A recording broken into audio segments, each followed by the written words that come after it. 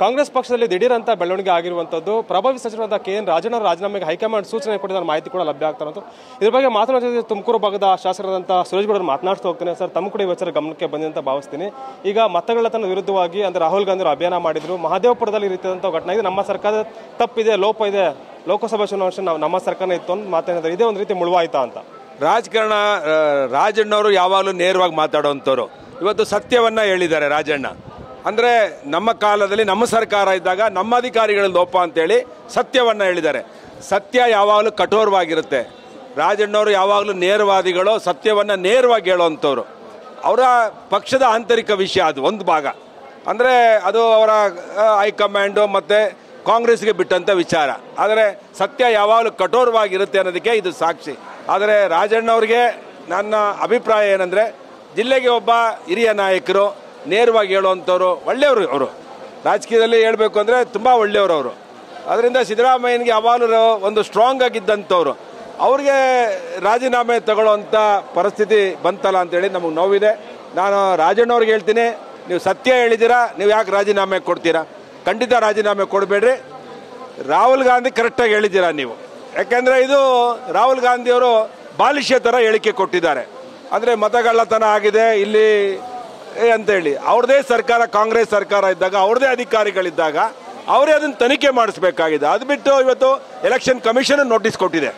ನೀವು ಇದಕ್ಕೆ ಉತ್ತರ ಕೊಡಬೇಕು. ಎರಡು ಕಡೆ ಯಾರೋ ಮತದಾನ ಮಾಡಿದ್ದಾರೆ ಅಂತೇಳಿ ಸುಳ್ಳು ಆರೋಪ ಮಾಡಿದ್ರೆ ನೀವು ಇಲ್ಲ, ಇದಕ್ಕೆ ಉತ್ತರ ಕೊಡಬೇಕು ಅಂತ ಎಲೆಕ್ಷನ್ ಕಮಿಷನ್ ಹೇಳಿದೆ.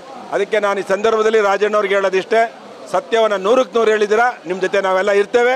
ನೀವು ಯಾವುದೇ ಕಾರಣಕ್ಕೂ ರಾಜೀನಾಮೆ ಕೊಡಬಾರ್ದು. ಅದೇನು ಹೈಕಮಾಂಡ್ ಬರುತ್ತೆ ಅದನ್ನು ಎದುರಿಸೋಣ.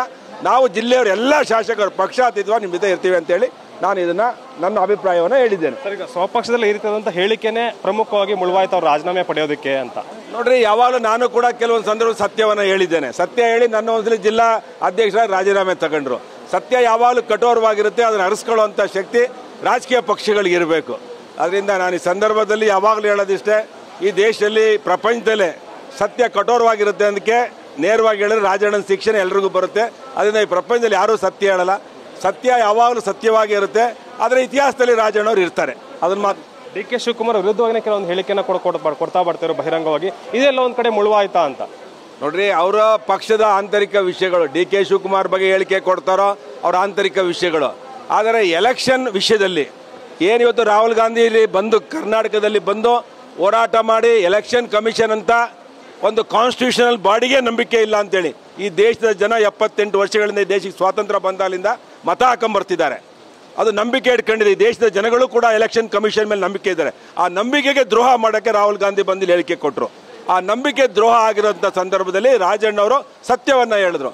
ಇದು ಅಧಿಕಾರಿಗಳ ಲೋಪ. ಯಾರು ನಮ್ಮ ಸರ್ಕಾರ ಆಯಿತು, ನಾವು ಅವತ್ತು ವೆರಿಫೈ ಮಾಡಬೇಕಾಯಿತು. ವೋಟರ್ ಲಿಸ್ಟ್ನ ತಗೊಂಡು ಅಲ್ಲಿರುವಂಥ ಬೂತಿನಲ್ಲಿರುವಂಥವರು BLOಗಳು, ಪಾರ್ಟಿಯ BLOಗಳು ಅದನ್ನು ವೆರಿಫೈ ಮಾಡಿ ಸರಿ ಮಾಡಬೇಕಾಗಿತ್ತು.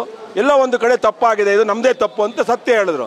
ಸತ್ಯ ಹೇಳಿದಕ್ಕೆ ರಾಜೀನಾಮೆ ಕೊಡಿ ಅಂತ ಹೇಳಿದ್ರೆ ಏನು ಅರಾಜಕತೆನ? ಇದು ಹಿಟ್ಲರ್ ರೂಲ.